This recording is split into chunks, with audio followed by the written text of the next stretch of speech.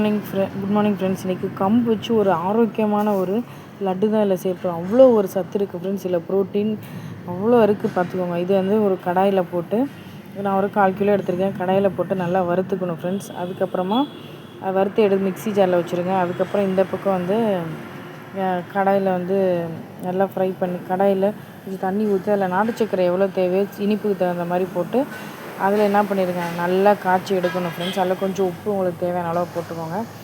இன்னொரு பாத்திரத்தில் வேர்க்கடலை கொஞ்சமாகவும் பாசிப்பருப்பு கொஞ்சம் எல்லாம் ஒரு கை போட்டு நல்லா அதையும் வந்து நல்லா வறுத்து எடுத்துக்கோங்க ஃப்ரெண்ட்ஸ். சரிங்களா? ஏலக்காய் வந்து 2 ஏலக்காய் மட்டும் வாசத்துக்காக போட்டிருக்கேன். இதையும் போட்டுக்கோங்க. அதுங்களும் இந்த பக்கம் கொதிக்கும். இதை மிக்ஸி ஜாரில் போட்டுறணும். கம்பு, வேர்க்கடலை, ஏலக்காய், பாசிப்பருப்பு இது 4 போட்டு நல்லா அடித்து பவுடரை எடுத்துக்கணும் ஃப்ரெண்ட்ஸ். அதுக்கப்புறம் கடாயில் வந்து ஃபைன் பேஸ்ட் இல்லாமல் நல்லா குறைன்னு எடுத்துக்கோங்க. கடாயில் வந்து நம்ம திரும்பியும் என்ன பண்ணுறோம், அதில் கொஞ்சம் நெய் ஊற்றிட்டு, உங்களுக்கு இன்னும் நெய் தேவைன்னா நிறைய ஊற்றிக்கோங்க. நான் கொஞ்சம் தான் சேர்த்துருக்கேன். அதில் நம்ம இந்த அரைச்சி வச்சுருக்கோம் இல்லையா, இந்த பவுடரை போட்டு நல்லா ஃப்ரை பண்ணணும் ஃப்ரெண்ட்ஸ்.